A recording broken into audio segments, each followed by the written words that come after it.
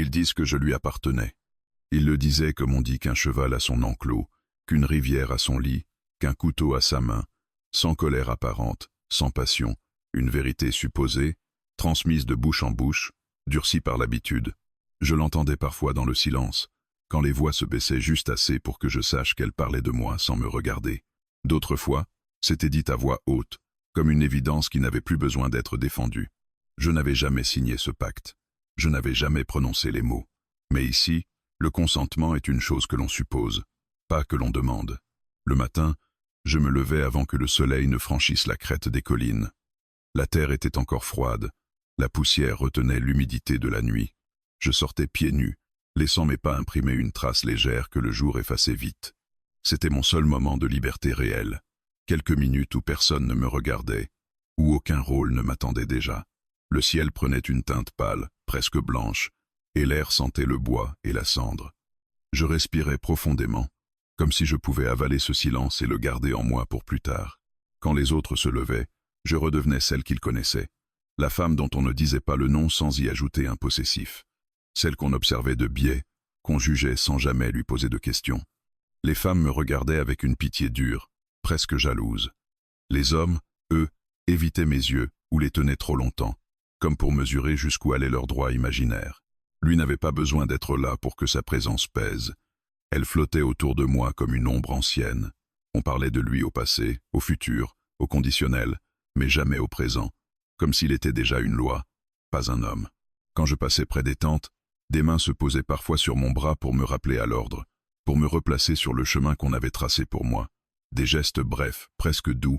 C'était ainsi que la contrainte se déguisait ici, en protection. Je n'étais pas née esclave, je n'étais pas née silencieuse non plus, mais à force d'entendre qu'une chose est vraie, même le corps finit par s'y plier. Je m'étais habitué à parler peu, à regarder ailleurs, à contenir mes pensées comme on serre un feu sous la cendre. Ce feu ne s'était jamais éteint. Il attendait. Je me souviens du jour où j'ai vu le cow-boy pour la première fois. Ce n'était pas une apparition spectaculaire, pas de musique, pas de poussière soulevée par un cheval lancé au galop. Il était là, simplement, appuyé contre une barrière, le chapeau légèrement incliné, les yeux clairs fixés sur l'horizon plutôt que sur nous. Un homme de passage, disait-il, un travailleur silencieux, quelqu'un qui ne resterait pas. C'est peu, être pour cela que je l'ai remarqué. Il ne me regardait pas comme les autres. En vérité, il ne me regardait presque pas. Son regard glissait sur moi sans s'arrêter, comme s'il refusait de me réduire à ce que les autres voyaient. Cela m'a déstabilisé plus que n'importe quelle insistance. J'avais appris à anticiper les regards, à m'y préparer. Là, il n'y avait rien à repousser. Plus tard, je me suis surprise à chercher sa silhouette sans m'en rendre compte. Je me disais que c'était par curiosité, par ennui. Mais ce n'était pas tout à fait vrai.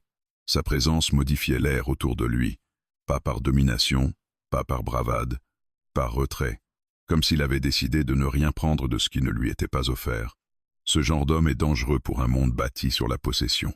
Je continuais ma vie comme avant. Je portais l'eau, je préparais les repas, je remplissais les tâches qu'on attendait de moi. Mais quelque chose avait bougé, imperceptiblement. Une fêlure minuscule s'était ouverte dans le mur que je m'étais construit. Je pensais à cette façon qu'il avait de rester en arrière, d'écouter sans intervenir, à la manière dont il parlait peu, et seulement quand on l'interrogeait. Il n'avait jamais prononcé mon nom, pas une fois. Un soir, alors que le ciel se chargeait de nuages sombres, je l'ai croisé près du corral.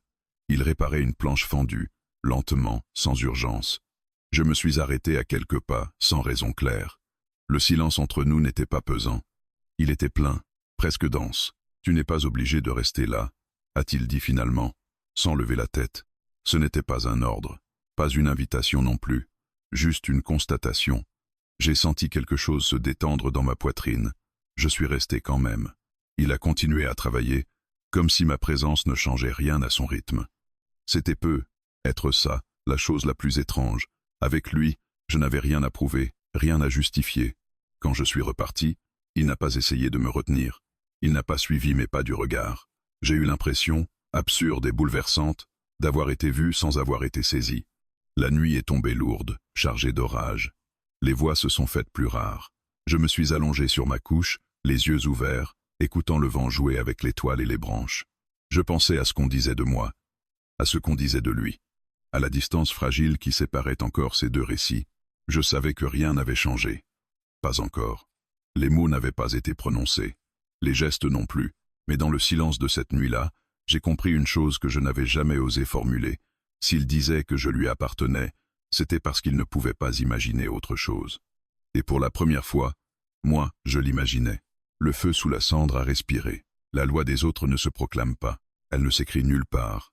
Elle vit dans les regards, dans les silences qui durent trop longtemps, dans les phrases inachevées qu'on n'ose pas contredire. Elle se transmet comme une fatigue ancienne, de génération en génération, jusqu'à ce que plus personne ne se souvienne de son origine. Ici, on ne disait pas c'est interdit, on disait ça ne se fait pas, et cela suffisait. Je le sentais dès que je sortais de l'ombre de ma tente, le poids invisible sur mes épaules, les attentes, les règles que je n'avais jamais apprises consciemment, mais que mon corps connaissait par cœur, marcher droit, mais pas trop fièrement, répondre quand on m'adresse la parole, mais sans jamais initier, ne pas rire trop fort, ne pas poser de questions inutiles, ne jamais donner l'impression de choisir, car le choix était la véritable transgression. Il disait que j'étais protégé, que j'avais de la chance, que toutes les femmes n'avaient pas cette sécurité. Le mot revenait souvent, sécurité, comme une prière qu'on se récite pour se convaincre. Mais la sécurité qu'il m'offrait avait le goût du verrou. Elle exigeait le silence en échange. L'homme qui me revendiquait ne me parlait presque jamais directement. Il n'en avait pas besoin. Sa place était déjà acquise dans les esprits. On parlait pour lui. On corrigeait mes gestes à sa place. On me rappelait ce que je lui devais, sans jamais dire quoi exactement. Cette dette floue, infinie, impossible à rembourser. Parfois, je me demandais s'il me voyait réellement, ou si, comme les autres, il ne voyait qu'une continuité de ce qu'il possédait déjà. La terre, les bêtes, le respect. Je n'avais jamais entendu mon nom dans sa bouche non plus. Seulement des phrases comme elle sait, elle comprendra, elle est à moi, des mots qui me contournaient. Les femmes plus âgées me parlaient avec une douceur tranchante. Elles me donnaient des conseils déguisés en avertissements. Elles disaient qu'il fallait être patiente, que la patience était une vertu, qu'il fallait accepter ce qui ne peut être changé. Elles parlaient de moi comme d'une version plus jeune d'elle-même, encore résistante, encore inconsciente. Dans leurs yeux, je voyais parfois une fatigue immense, pas de la haine, pas de la colère. Quelque chose de pire, la résignation. Ne fais pas d'histoire, me disait-on. Les histoires finissent toujours mal. Je hochais la tête. J'avais appris que la contradiction directe n'amenait rien, sinon des sanctions invisibles, un regard qui se détourne, une aide qui tarde, un nom qu'on cesse de prononcer quand on répartit les tâches. La communauté savait punir sans violence apparente. Et pourtant, depuis quelques jours, quelque chose en moi refusait de se taire complètement. Je sentais la présence du cow-boy même quand il n'était pas là. Sa manière de ne pas intervenir, de ne pas s'imposer, contrastait violemment avec cette loi implicite qui régissait tout ici. Il ne cherchait pas à comprendre les règles. Il les observait, de loin, comme un étranger observe un rituel dont il n'a pas besoin. Cela dérangeait. Je l'ai compris un matin, quand deux hommes parlaient près du feu, ils ne savaient pas que j'étais assez proche pour entendre. Ils évoquaient le travail, la chaleur, les bêtes. Puis son nom est venu, presque par hasard. Il regarde trop, a dit l'un. Il regarde mal, a répondu l'autre. Il ne parlait pas de son regard sur moi. Pas encore. Il parlait de sa manière de regarder le monde, sans révérence, sans soumission. Comme quelqu'un qui n'a rien à perdre ici. Cela suffisait à le rendre suspect.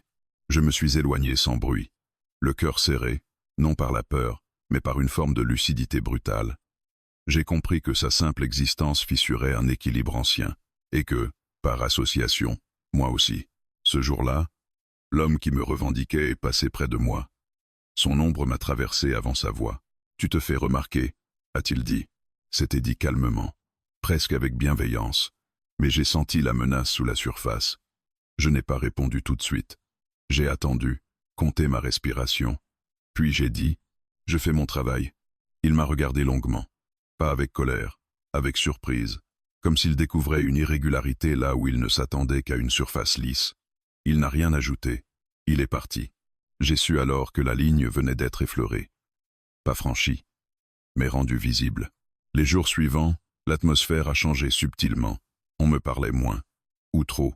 Les remarques devenaient plus fréquentes, plus précises.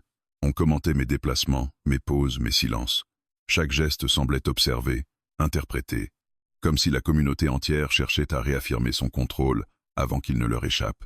Je n'ai pas cherché le cow-boy. Pas consciemment. Mais je l'ai retrouvé, un soir, près de l'abreuvoir. Il nettoyait ses mains, lentement, l'eau coulant sur ses doigts crevassés. Je me suis arrêté à distance. Cette fois, c'est lui qui a levé les yeux. Il n'a pas souri. Il n'a pas parlé tout de suite. Il m'a simplement regardé, vraiment regardé, comme on regarde quelqu'un à qui on reconnaît une existence propre. Puis il a dit « Il te surveille ». Ce n'était pas une question, pas un avertissement dramatique, une constatation nue. Ils l'ont toujours fait, ai-je répondu. Il a hoché la tête. Oui, mais pas comme ça. Il n'a rien ajouté. Il n'a pas proposé d'aide. Il n'a pas demandé pourquoi. Cette retenue m'a frappé plus que n'importe quelle promesse. Il reconnaissait la réalité sans chercher à la corriger à ma place. Quand je suis reparti, j'ai senti quelque chose de nouveau, non pas de l'espoir, mais une clarté dangereuse. La loi des autres ne tenait que tant qu'on la considérait comme naturelle, intouchable, invisible. Elle venait de perdre cette invisibilité. Cette nuit-là, je n'ai pas dormi. J'écoutais les bruits du camp, les pas lointains, les murmures étouffés. Je pensais à tout ce qu'on m'avait appris à ne pas vouloir, à ce qu'on m'avait dit impossible. Et pour la première fois, la peur que je ressentais n'était plus dirigée vers moi-même. Elle se tournait vers eux. Il y a des regards qui prennent. Ils se posent sur vous comme une main invisible, mesurent, évaluent, réclament déjà quelque chose avant même que vous ayez ouvert la bouche. J'avais grandi sous ce type de regard. J'avais appris à m'y soustraire sans fuir, à me rendre opaque, à laisser passer sans laisser entrer. C'était une discipline silencieuse, presque un art.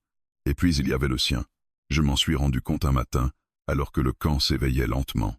Les voix étaient encore rauques, les gestes imprécis. La lumière, basse et oblique, allongeait les ombres au sol. Je portais un seau d'eau, attentive à ne rien renverser, quand j'ai senti sa présence avant de le voir. Ce n'était pas une intuition mystique, juste une variation de l'air, une absence de tension là où j'en attendais une. Il était assis sur une poutre, à l'écart. Le chapeau posé à côté de lui, les mains jointes, immobile. Il regardait devant lui, pas dans ma direction. Et pourtant, quand j'ai levé les yeux, nos regards se sont croisés. Il n'a pas détourné les yeux immédiatement, mais il ne les a pas maintenus non plus avec insistance. C'était un équilibre étrange, fragile, comme s'il me voyait, mais refusait de me fixer, comme s'il me reconnaissait sans chercher à me définir.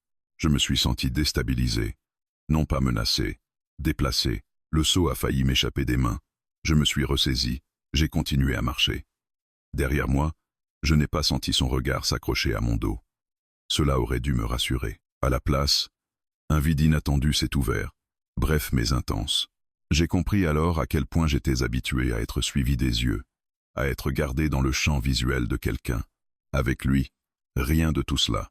La journée s'est étirée, lourde, presque suffocante. Les nuages retenaient la chaleur comme une menace. Les conversations étaient plus courtes, plus sèches. Je sentais toujours cette surveillance diffuse, cette attention collective qui ne me quittait jamais vraiment.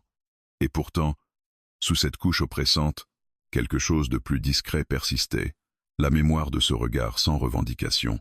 Je me suis surpris à y penser pendant que je travaillais, à le comparer aux autres, à noter ce qui manquait, l'absence de calcul, l'absence de promesses implicites. Il ne semblait rien attendre de moi, ni gratitude, ni soumission, ni reconnaissance. Cela m'a mis en colère, car si rien ne m'était demandé, alors tout ce que j'avais donné jusque-là prenait une autre couleur, un autre poids. Était-ce vraiment nécessaire, ou avais-je seulement appris à le croire? En fin d'après-midi, le ciel s'est enfin ouvert. Une pluie fine, presque poussiéreuse, est tombée sur le camp. Les odeurs ont changé brusquement, la terre a respiré, les gens se sont dispersés, cherchant des abris temporaires. J'ai profité du désordre pour m'éloigner, pour suivre un sentier qui longeait les installations, là où personne ne se souciait vraiment de ce que je faisais. Je savais où j'allais. Je ne me l'avouais pas encore, mais mon corps, lui, avait déjà choisi. Il se tenait près des chevaux, occupé à vérifier une selle. Ses gestes étaient précis, économes. Il travaillait comme quelqu'un qui n'a rien à prouver, qui n'attend pas d'être observé. Quand il m'a vu approcher, il s'est redressé légèrement, sans précipitation. « Tu n'as pas peur de la pluie ?» a-t-il demandé. Sa voix était calme, presque neutre. Pas de curiosité déplacée, pas de familiarité excessive. « Elle ne mord pas », ai-je répondu. Il a esquissé un sourire. Bref, sans triomphe. Nous sommes restés là, à quelques pas l'un de l'autre, le bruit de la pluie remplissant l'espace entre nous. Aucun de nous ne semblait pressé de parler. Le silence n'était pas un vide à combler. Il était une présence en soi. Il parle beaucoup, a-t-il dit finalement. Je n'ai pas demandé qui. Je savais. Il parle toujours, ai-je répondu. Il a hoché la tête, comme s'il acceptait cette vérité sans chercher à la discuter. Et toi, tu écoutes? La question m'a surprise. Elle ne portait pas sur ce que je faisais, mais sur ce que je recevais, sur ma place intérieure. Trop, ai-je dit après un instant. Il n'a pas commenté, il n'a pas conseillé, il a simplement repris son travail, comme si ma réponse suffisait, comme si elle n'appelait rien d'autre qu'une reconnaissance silencieuse. Ce respect m'a troublé plus profondément que je ne voulais l'admettre. Je me suis rendu compte que, pour la première fois depuis longtemps, je parlais sans anticiper la conséquence immédiate, sans calculer l'effet de mes mots. Il n'y avait pas de terrain miné sous mes phrases, pas de rôle à tenir, juste une présence partagée. Quand je suis parti, une nouvelle fois, il ne m'a pas suivi. Mais cette fois-ci, je n'ai pas ressenti de vide. J'ai ressenti quelque chose de plus dense, de plus enraciné, comme une graine plantée sans cérémonie. Les jours suivants, ce regard sans demande est devenu une référence intérieure. Chaque fois que quelqu'un me parlait comme à une chose à gérer, à contenir, à posséder, je sentais la différence. Chaque fois qu'un ordre déguisé en conseil m'était adressé, je pensais à cette retenue, à cette manière d'être là sans empiéter. Cela me rendait plus consciente, et donc plus dangereuse.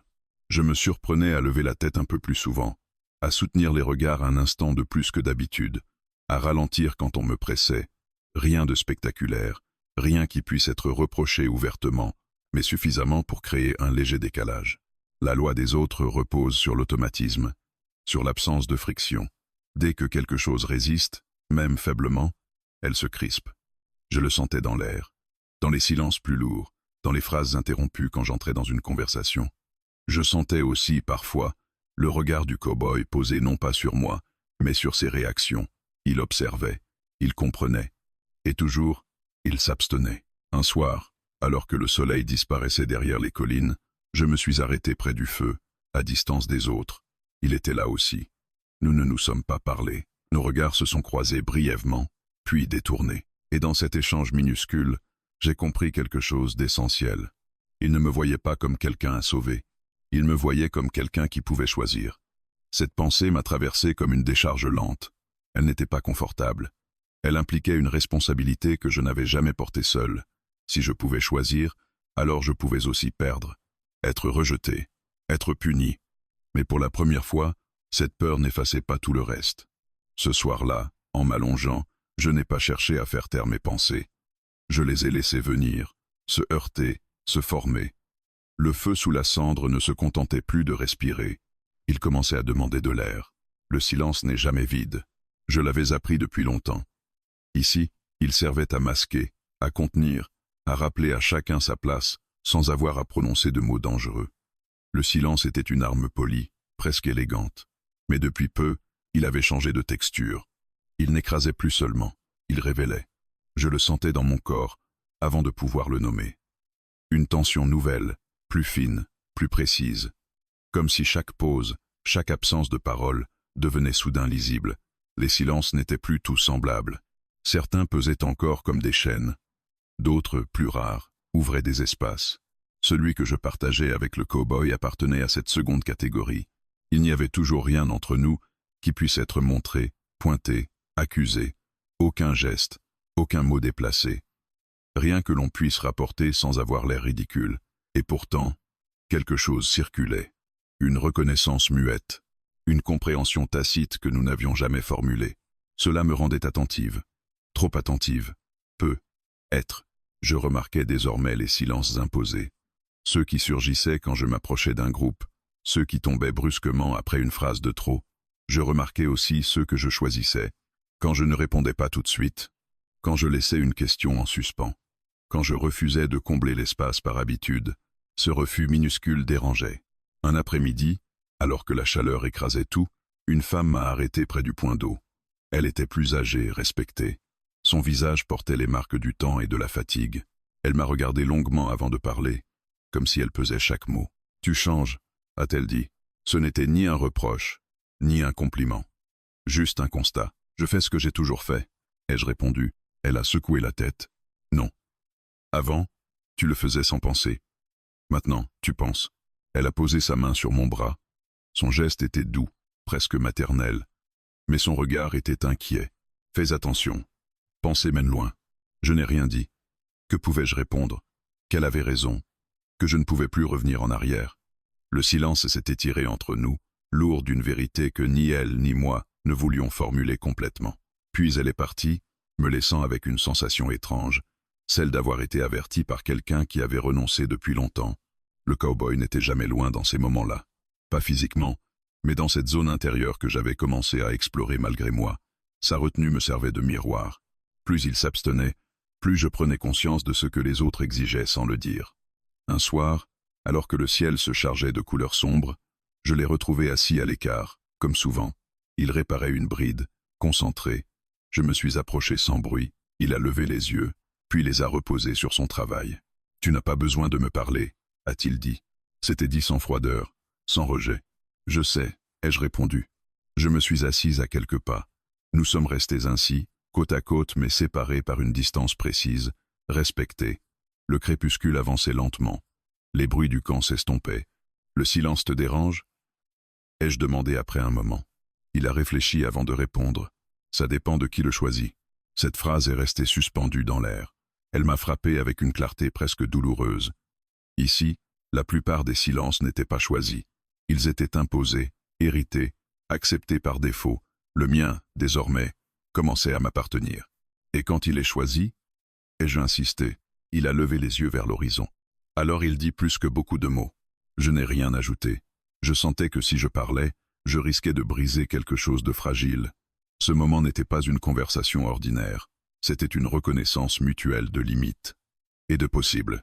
Les jours suivants, cette conscience du silence s'est approfondie. Je me suis surprise à ne plus répondre immédiatement quand on m'interpellait, à laisser des questions sans réponse, à écouter sans me justifier. Ce n'était pas de la provocation ouverte, plutôt une lente réappropriation. Cela n'est jamais passé inaperçu. L'homme qui me revendiquait a commencé à apparaître plus souvent sur mon chemin, toujours calmement, toujours avec cette autorité tranquille qui n'avait pas besoin de s'imposer frontalement. « On dit que tu es distante », a-t-il déclaré un matin. « Je travaille », ai-je répondu. « On dit aussi que tu écoutes trop quelqu'un qui ne restera pas. » Cette fois, je me suis arrêté. Je l'ai regardé, vraiment regardé. C'était peu, être la première fois. J'écoute quand ça me semble juste. Ai-je dit, un silence s'est installé. Pas celui que je connaissais, celui qui écrase. Un autre, instable. Il n'a pas souri, il n'a pas élevé la voix, mais quelque chose s'est durci dans son regard. « Fais attention à ce que tu appelles juste », a-t-il murmuré. Je l'ai regardé s'éloigner, consciente que cette conversation n'était pas anodine. Les lignes invisibles se dessinaient plus nettement. Le silence, désormais, n'était plus seulement un refuge. Il devenait un terrain de lutte. Ce soir-là, j'ai rejoint le cow-boy près du feu. Nous n'avons presque pas parlé, mais sa présence avait changé. Pas dans son comportement, dans ce qu'elle impliquait. Être vu sans être saisi, être entendu sans être dirigé. Cela créait une exigence nouvelle en moi. Je comprenais maintenant que le silence pouvait être un choix actif, une affirmation sans mots. Et ce choix avait un prix. En m'allongeant cette nuit-là, je n'ai pas cherché à calmer mon esprit. Je l'ai laissé explorer les conséquences, les regards qui deviendraient plus durs, les mots qui finiraient par être prononcés, la possibilité très réelle que ce chemin mène à une rupture ouverte. Mais au milieu de ces pensées, une certitude s'est installée. Calme, solide. Le silence que je découvrais n'était plus une cage, c'était une porte. La colère n'est pas arrivée d'un coup. Elle ne s'est pas levée comme une tempête visible, bruyante, facile à désigner. Elle a commencé plus bas, plus lentement, comme une chaleur qui s'accumule sous la peau. Une irritation diffuse, d'abord, puis une tension constante. Enfin, une présence impossible à ignorer. Je l'ai reconnue tard, parce qu'ici la colère n'était pas permise aux femmes. On nous apprenait très tôt à la transformer en fatigue, en tristesse, en silence. La colère ouverte était réservée aux hommes, à ceux qui avaient le droit de frapper la table, d'élever la voix, d'imposer leur version du monde. La mienne avait appris à se cacher, mais elle n'avait jamais disparu. Je la sentais maintenant dans mes épaules, dans ma mâchoire serrée, dans cette façon nouvelle de respirer plus court quand on m'adressait une remarque déguisée en conseil. Chaque phrase paternaliste, chaque rappel à l'ordre implicite, ne glissait plus sur moi comme avant. Elle s'accrochait, elle laissait une trace. Les gens le sentaient. La colère modifie l'air autour d'un corps. Elle rend les gestes plus précis, les regards plus directs. Elle retire cette souplesse qui rassure ceux qui dominent. Et même contenue, elle effraie. On a commencé à me surveiller plus ouvertement, pas avec des cris ou des menaces, avec des présences répétées, des silences plus lourds, des phrases prononcées juste assez fort pour que je les entende. Elle oublie sa place. Elle se prend pour autre chose. Ça ne durera pas. Je passais près d'eux sans répondre, mais chaque mot s'ajoutait à cette chaleur intérieure.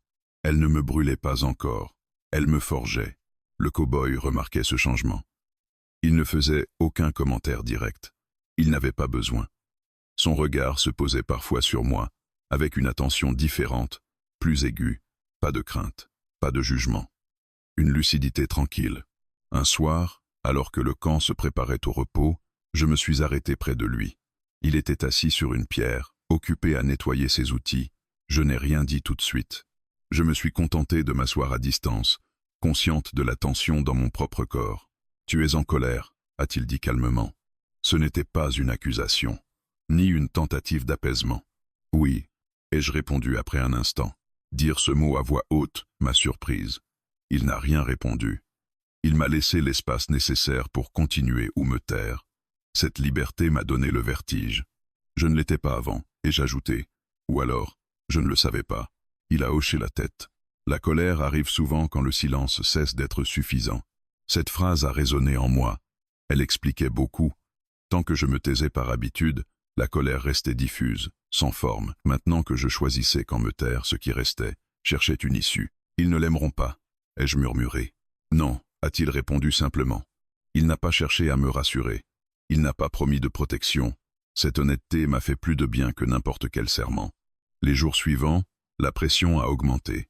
L'homme qui me revendiquait est devenu plus direct, pas brutal, pas encore. Mais ses interventions se faisaient plus fréquentes, plus ciblées. « Tu réponds moins vite », a-t-il remarqué un matin. « J'écoute », ai-je dit. « Tu écoutes qui ?» La question était posée comme un piège. Je n'ai pas mordu. Ce qui me concerne, son regard s'est durci. Il n'a pas insisté. Mais j'ai senti la menace s'installer plus clairement. Il n'aimait pas cette colère silencieuse. Elle lui échappait. Les femmes aussi changeaient d'attitude. Certaines m'évitaient désormais ouvertement. D'autres me regardaient avec une inquiétude presque douloureuse, comme si ma colère réveillait la leur, enfouie depuis trop longtemps. Une d'entre elles m'a prise à part. « Tu crois être plus forte qu'eux » a-t-elle demandé à voix basse. « Non. Alors pourquoi continuer ?» J'ai cherché une réponse simple. Il n'y en avait pas. Parce que si j'arrête maintenant, je n'aurai plus que la fatigue, ai-je dit. Elle m'a regardé longtemps, puis elle a détourné les yeux. Cette nuit-là, je n'ai pas dormi. La colère ne me laissait pas de repos. Elle ne demandait pas à être apaisée, elle demandait à être reconnue. J'ai compris que je ne pouvais plus la contenir entièrement sans me trahir. Je pensais au cow-boy, à sa manière de rester en retrait tout en étant présent, à son refus de diriger ma colère, de la canaliser, de la transformer en quelque chose de plus acceptable. Il me laissait la porter comme elle venait. C'était à la fois terrifiant et nécessaire. Au matin, une dispute a éclaté près du point d'eau. 2 hommes parlaient de moi sans se cacher. Je me suis arrêté. J'ai écouté. Leurs mots étaient lourds de mépris et de certitude. Quelque chose en moi a cédé. Parlez-moi directement, ai-je dit. Le silence est tombé brusquement. Les regards se sont tournés vers moi. Mon cœur battait à tout rompre, mais ma voix est restée claire. Si vous avez quelque chose à dire, dites-le-moi. Ils ont bafouillé. L'un d'eux a ri nerveusement, l'autre a détourné les yeux. Ce n'était rien, pas une victoire, mais c'était un seuil franchi. Plus tard, l'homme qui me revendiquait est venu me voir. Son visage était fermé. « Tu te crois libre ?» Je l'ai regardé sans détour. « Je me crois vivante. » Ce mot est resté suspendu entre nous. Il n'a rien répondu. Mais dans son silence, j'ai senti une colère plus ancienne que la mienne, une colère née de la perte de contrôle. Ce soir-là, en m'asseyant près du feu, j'ai senti la mienne se stabiliser. Elle n'était plus une menace incontrôlable, elle devenait une force, une ligne intérieure que je ne pouvais plus franchir à l'envers. Je savais désormais que cette colère allait exiger plus qu'un silence choisi. Elle allait demander un acte, un moment où il faudrait se tenir droite, visible, exposée. Et je savais aussi que, ce jour-là, tout le monde regarderait. Le jour s'est levé plus tôt que d'habitude. Ou peu, était-ce moi qui n'avais pas dormi, attentive au moindre changement de lumière, au moindre bruit. L'air était lourd, chargé d'une attente que personne ne nommait encore, Je le sentais dans ma poitrine, comme une pression constante. Aujourd'hui, le camp entier serait réuni. Aujourd'hui, il n'y aurait nulle part où se cacher. Le rassemblement avait été annoncé sans emphase. Une phrase lancée la veille, comme on annonce une évidence. Ici, les décisions importantes n'avaient pas besoin de cérémonial. Elles s'imposaient par leur simple existence. Et pourtant, tout le monde savait que ce jour-là serait différent. Je me suis préparé lentement. Chaque geste était précis, presque rituel. Je ne portais rien d'exceptionnel. Je n'en avais pas besoin. Ce que je portais désormais, c'était autre chose. Une certitude fragile, mais bien ancrée. Celle que je ne pouvais plus me réduire pour préserver la paix des autres. En sortant, j'ai croisé des regards fuyants, des regards appuyés aussi. Les conversations se sont interrompues sur mon passage. Je marchais droit, consciente de chaque pas fière, pas soumise, présente. Le lieu du rassemblement était déjà animé. Les gens se plaçaient en cercles imparfaits, cherchant instinctivement leur position habituelle. Les anciens, les hommes d'autorité, ceux dont la parole comptait plus que les autres, tout semblait en ordre, trop en ordre. Je l'ai vu presque immédiatement. L'homme qui me revendiquait se tenait au centre, entouré de quelques figures respectées. Il parlait à voix basse, mais son assurance était visible. Il était dans son élément. Le rassemblement était son terrain. Et puis, j'ai vu le cow-boy. Il se tenait à l'écart, comme toujours. Pas exclu, pas invité non plus. Il observait sans intervenir. Son visage était calme, mais je sentais sa vigilance. Il savait ce qui se jouait ici. Il savait aussi que ce n'était pas à lui d'ouvrir la voie. Nos regards se sont croisés brièvement. Il n'a pas fait de signe, il n'a pas hoché la tête. Rien qui puisse être interprété comme un encouragement ou une pression. Et pourtant, cette neutralité était un soutien plus solide que n'importe quelle promesse. Le rassemblement a commencé. Les voix se sont élevées, formelles, maîtrisées. On parlait de travail, de territoire, de décisions à venir. Des mots sûrs, rodés. Mais sous ces échanges, une autre conversation se déroulait. Silencieuse, les regards revenaient toujours à moi. Puis à lui. Puis au centre. Je sentais la colère en moi, stable désormais, pas prête à exploser, prête à soutenir. Quand mon nom a été prononcé, le silence est tombé. Pas un silence accidentel, un silence organisé, calculé. Elle est concernée, a dit l'homme qui me revendiquait. Je me suis avancé d'un pas. Pas plus, pas moins. Concerné par quoi? Ai-je demandé. Ma voix a résonné plus clairement que je ne l'aurais cru. Les murmures ont repris brièvement, puis se sont éteints. Parce qu'il la regarde, a-t-il répondu. Cette phrase aurait pu signifier n'importe quoi. Elle était faite pour enfermer, pas pour éclairer. Alors dites-le. Ai-je insisté. Il m'a regardé, surpris. Une faille minuscule est apparue dans son assurance. Tu sais très bien ce que je veux dire. Non, ai-je dit. Pas ici, pas devant tout le monde. Un frisson a parcouru l'assemblée. Ce n'était pas une confrontation violente. C'était pire. C'était une demande de clarté. Il a pris une inspiration lente. Tu oublies à qui tu es lié. Le mot est tombé lourdement. Lié, pas choisi, pas aimé, lié. Je me suis redressé. J'ai senti le regard du cow-boy, immobile, attentif. Il ne bougeait pas. Il acceptait le risque de ce moment sans s'y substituer. Je n'ai jamais accepté ce lien, ai-je dit. Des murmures ont éclaté. Certains de colère, d'autres de surprise. Les anciens échangeaient des regards rapides. Le désordre s'installait. Ce n'est pas ainsi que ça fonctionne, a-t-il répondu, la voix plus dure. C'est être pour ça que ça ne fonctionne plus, ai-je dit. Je sentais la peur monter, mais elle ne me dominait plus. Elle avançait avec moi. Tu parles trop, a-t-il lancé. Non, ai-je répondu calmement. Je parle enfin. Le silence est retombé. Pas celui de l'oppression, celui de l'attente. Je savais que je venais de franchir un point de non-retour. Que ce rassemblement ne se terminerait pas comme les autres, que, quoi qu'il arrive ensuite, il y aurait un avant et un après ce moment. Je n'ai pas encore parlé du cow-boy, pas encore. Ce n'était pas le moment, ce chapitre n'était pas celui du choix visible, c'était celui de l'affirmation. Je me suis tourné vers l'assemblée. Je ne suis pas un accord, ai-je dit. Je ne suis pas une tradition, je suis une personne. Les mots ont flotté dans l'air chaud. Certains visages se sont fermés. D'autres ont changé imperceptiblement. J'ai vu dans quelques regards une reconnaissance silencieuse. Être même une envie. Je me suis reculé d'un pas. Le rassemblement continuait, mais plus rien n'était vraiment sous contrôle. La certitude ancienne s'était fissurée. En quittant le cercle, J'ai croisé le regard du cow-boy une dernière fois. Il n'a pas souri, il n'a pas approuvé ouvertement. Mais dans ses yeux, j'ai vu quelque chose de rare. D'où respect. Après le rassemblement, rien n'est revenu à la normale. On a fait semblant, bien sûr. Les gens ont repris leurs tâches. Les voix ont retrouvé leur cadence habituelle. Mais l'air était différent. Plus dense, plus fragile aussi. Comme après une fissure dans la roche. Tout tient encore, mais plus personne ne fait confiance au sol. Je le sentais dans les pas qui s'arrêtaient quand j'entrais dans un espace, dans les regards qui ne savaient plus s'ils devaient me défier ou m'éviter. Je n'étais plus invisible, et je n'étais pas encore condamné. Cet entre-deux était dangereux. L'homme qui me revendiquait ne m'a pas adressé la parole immédiatement. Ce silence-là n'était pas neutre. Il était stratégique. Il attendait. La communauté attendait avec lui. Ils espéraient que la fatigue ferait son œuvre, que je reculerais d'un pas, puis d'un autre, que je reformerais d'elle-même la place qui m'avait été assignée. Ils sous-estimaient ce qui avait déjà changé. Ma colère n'était plus brûlante. Elle était claire. Et avec cette clarté venait une lucidité nouvelle. Si je laissais ce moment se refermer, il se retournerait contre moi. Le non-dit redeviendrait la règle. Le rassemblement serait requalifié en incident mineur, en écart passager. Il fallait un acte, pas violent, pas spectaculaire, un acte lisible, incontestable. Je savais lequel. Ce savoir ne m'a pas apporté de soulagement.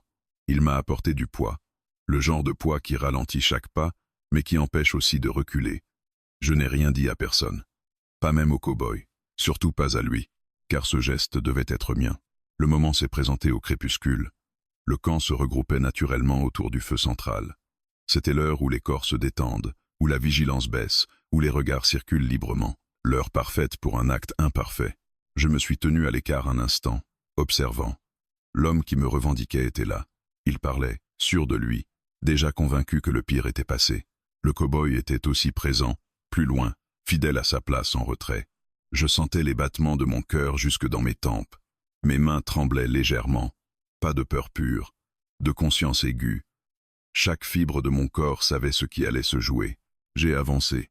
Les conversations se sont interrompues progressivement, comme des vagues qui s'éteignent sur la rive. On me regardait, cette fois, sans détour. J'ai senti le regard de l'homme qui me revendiquait se poser sur moi, dur, interrogatif. Je n'ai pas changé de direction. J'ai traversé l'espace central sans m'arrêter. Chaque pas résonnait dans le silence qui s'installait. Je n'ai pas regardé autour de moi. J'ai fixé un point précis, le cow-boy. Quand j'ai atteint sa hauteur, je me suis arrêté. Il m'a regardé, surpris, mais sans bouger. Il n'a pas fait un pas vers moi. Il n'a pas levé la main. Il savait. Il savait que ce geste ne devait pas venir de lui. Alors je l'ai fait.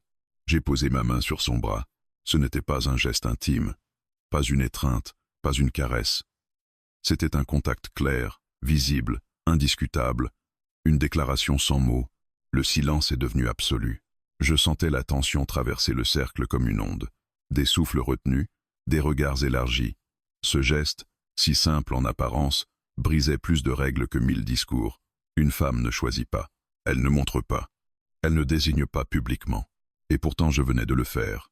Le cow-boy est resté immobile une fraction de seconde. Puis il a posé sa main sur la mienne. Pas pour la retenir, pas pour la revendiquer. Pour reconnaître ce que je faisais. Son geste était lent, mesuré, presque cérémoniel. Ce fut trop. Retire ta main, a grondé la voix derrière moi. Je ne me suis pas retourné tout de suite. Je savais à qui elle appartenait. Je savais aussi que si je me retournais maintenant, je risquais de perdre ce qui venait d'être affirmé. Tu oublies qui tu es, a poursuivi l'homme. Je me suis finalement tourné, lentement, sans retirer ma main. Justement, ai-je répondu. Les murmures ont éclaté.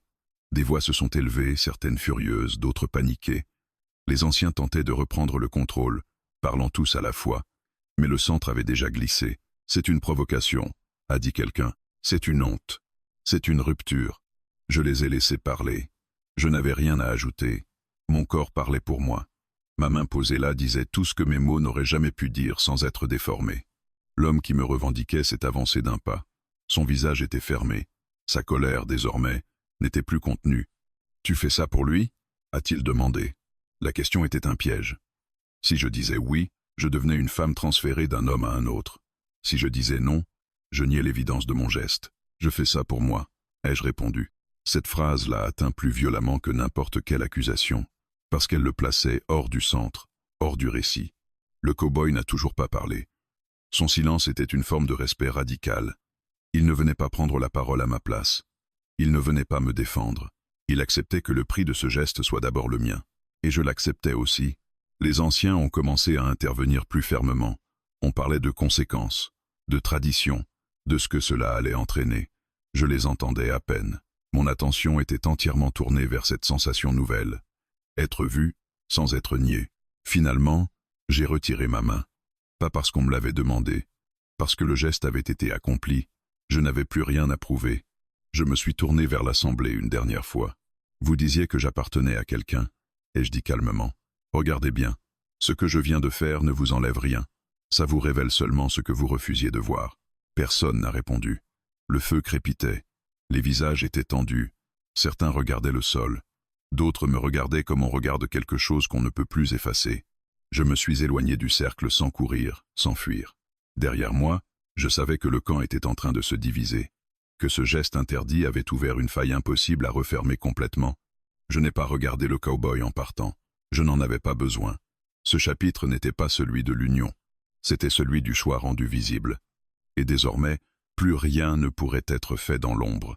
La nuit est tombée sans douceur. Elle n'a pas enveloppé le camp, elle l'a serré. Le feu central brûlait encore, mais sa lumière semblait plus dure, plus crue, comme si elle refusait désormais de dissimuler quoi que ce soit. Le geste que j'avais posé ne s'était pas dissipé avec le crépuscule.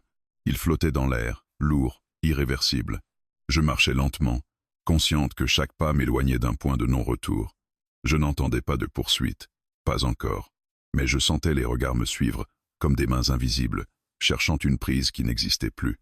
La perte du contrôle ne se manifeste pas toujours par la violence immédiate. Elle commence par la confusion, par l'impossibilité de rétablir un ordre ancien avec les outils habituels.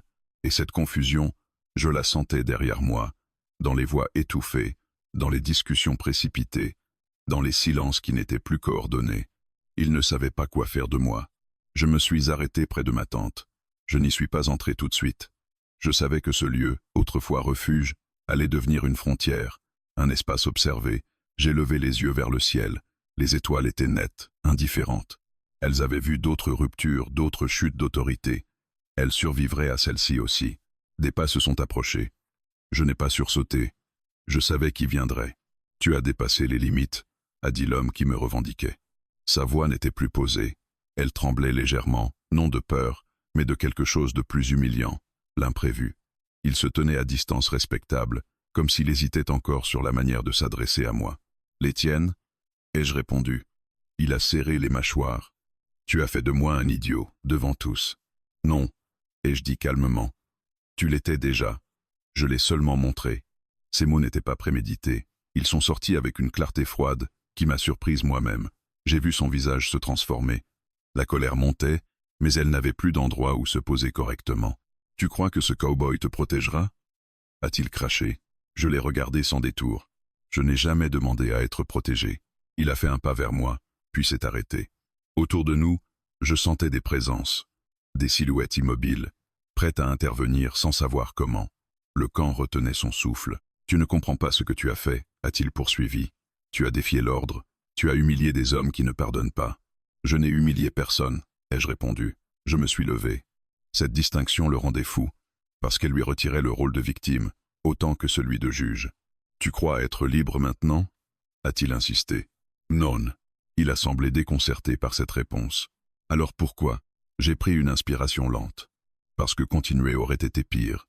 Le silence qui a suivi n'était plus maîtrisé. Il était chaotique. Les anciens n'étaient pas encore intervenus. Ils observaient, ils mesuraient le terrain, ils espéraient encore que quelque chose se répare tout seul. Mais l'autorité, une fois fissurée, ne se recolle pas avec de l'espoir. « Tu vas être isolé », a-t-il dit enfin.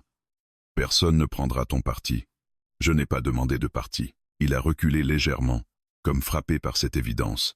Tout ce qu'il proposait menace, rejet, abandon reposait sur l'idée que j'avais besoin d'un camp, d'un protecteur, d'un cadre, et cette idée venait de s'effondrer. Il est parti sans ajouter un mot. Pas vaincu, désorienté. Je suis entré dans ma tente. À l'intérieur, tout semblait plus petit, plus fragile. Les objets familiers avaient changé de nature. Ils n'étaient plus des acquis. Ils étaient des choses que je pourrais perdre. Cette pensée ne m'a pas terrifié. Elle m'a rendu attentive. Je me suis assise. J'ai attendu. Les voix à l'extérieur se sont multipliées. On parlait vite, à voix basse. Des décisions se prenaient sans moi, comme avant. Sauf que, cette fois, je savais ce qui se jouait. Ils tentaient de reprendre le contrôle d'un récit qui leur échappait. Un pas s'est arrêté devant l'entrée. J'ai senti la présence avant de l'entendre. « Je peux entrer ?» a demandé le cow-boy. C'était la première fois qu'il posait une question aussi directe, pas pour agir à ma place, pour reconnaître un seuil. Oui.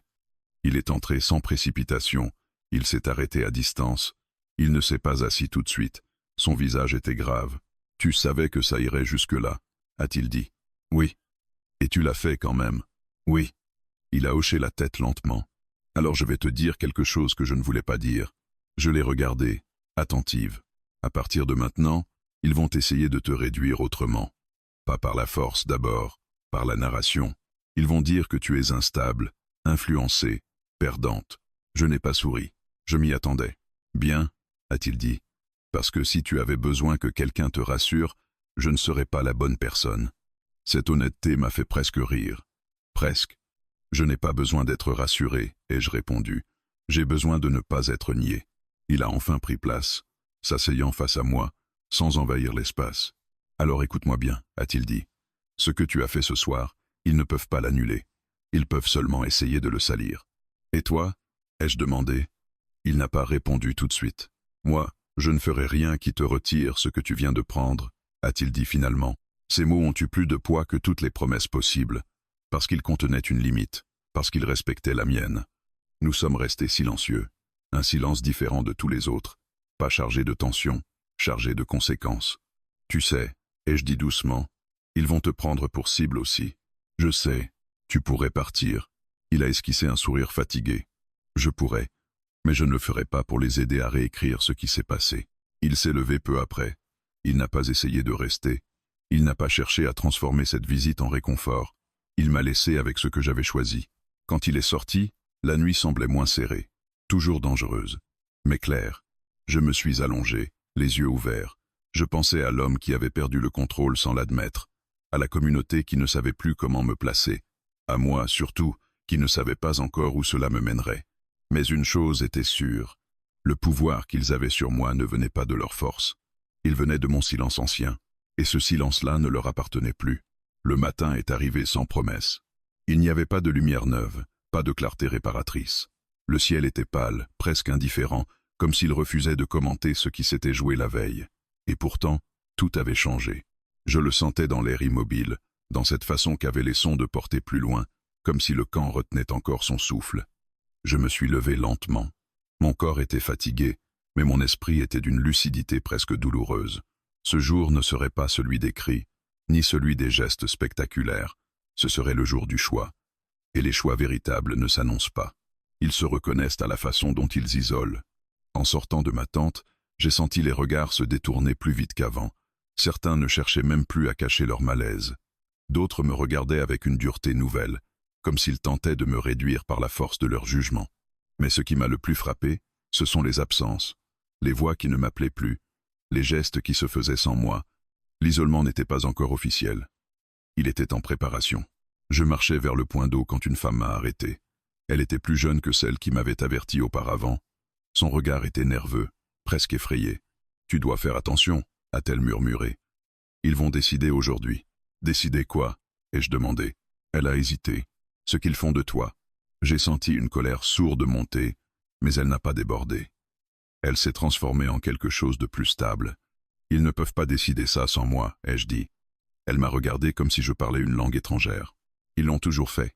Plus maintenant ?» Elle n'a pas répondu. Elle s'est éloignée rapidement, comme si mes mots étaient contagieux. Je savais qu'ils se réuniraient. Je savais aussi qu'ils ne m'inviteraient pas. C'était leur dernière tentative de reprendre le contrôle, décider en mon absence, transformer mon geste en problème collectif, puis le résoudre sans m'inclure. Je n'avais pas l'intention de leur faciliter la tâche. Quand je me suis approché du lieu où les anciens se rassemblaient habituellement, les conversations se sont interrompues. Pas par surprise, par agacement. Ils ne m'avaient pas appelé. Ma présence était déjà une transgression.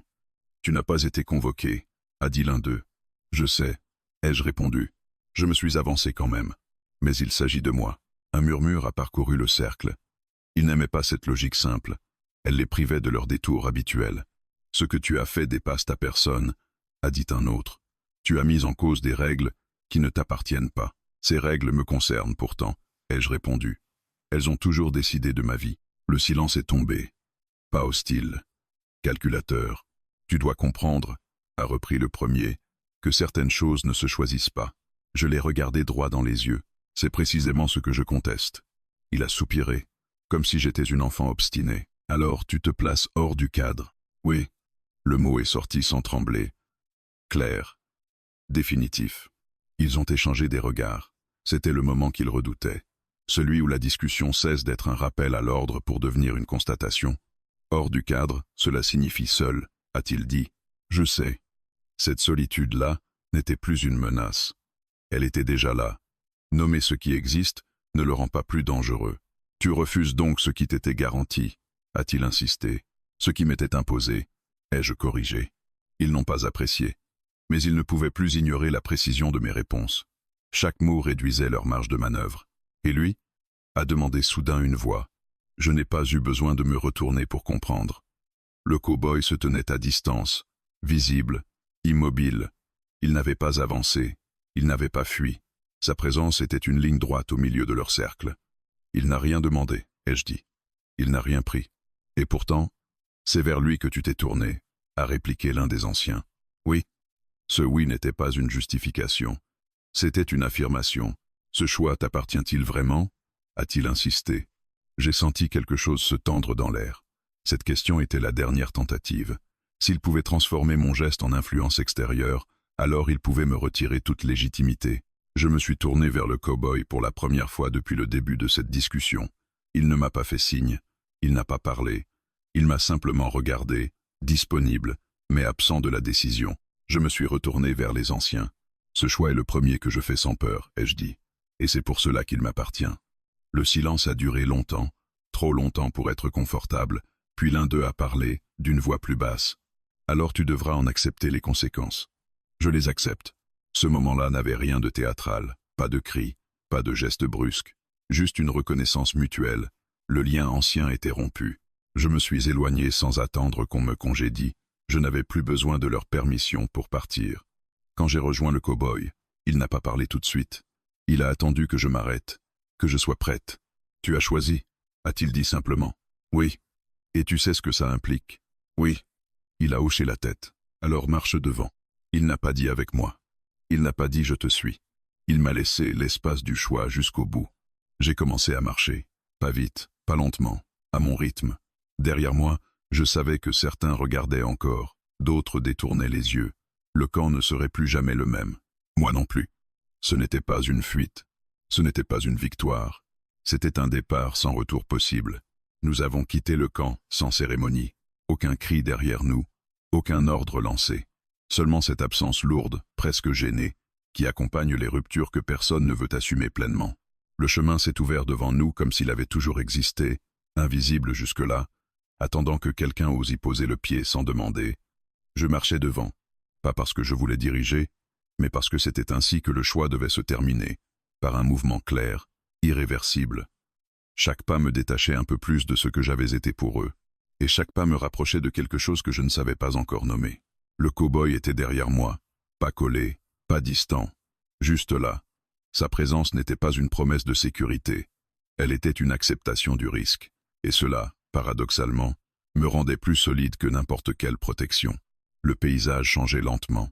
Les bruits du camp se sont dissous dans l'air sec. Le vent portait d'autres odeurs.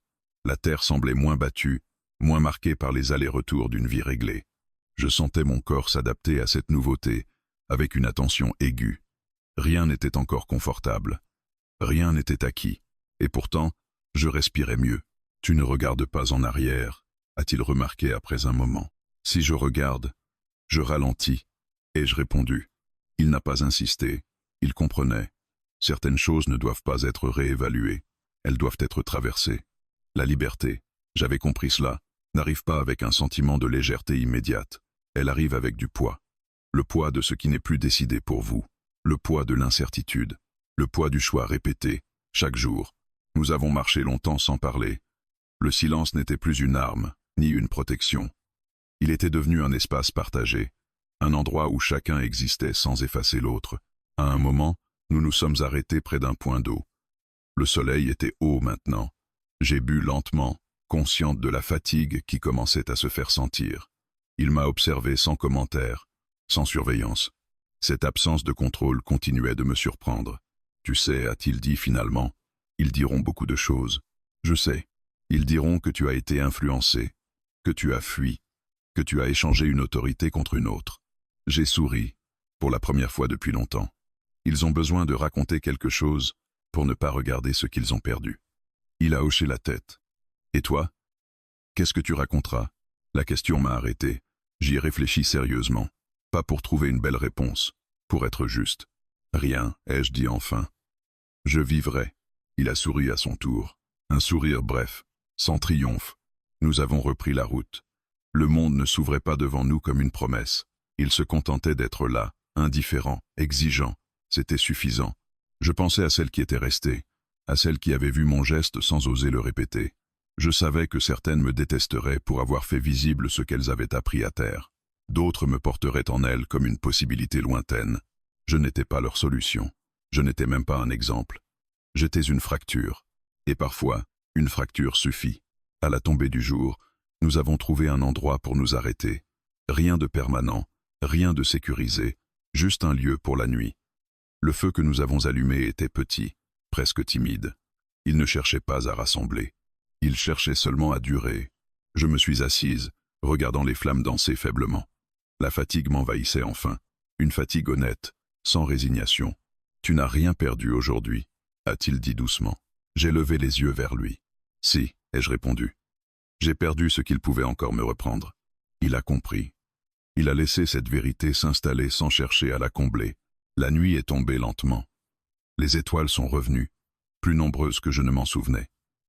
Je me suis allongé, le regard fixé vers le ciel. Pour la première fois, l'avenir ne se présentait pas comme une ligne tracée par d'autres. Il était vaste, incertain, ouvert. Je savais que ce choix aurait des conséquences, des jours difficiles, des regrets être. Mais je savais aussi une chose avec une certitude tranquille, ce que j'avais pris ce jour-là ne pouvait plus être repris. Ni par la force, ni par la peur, ni par le silence. Je m'appartenais.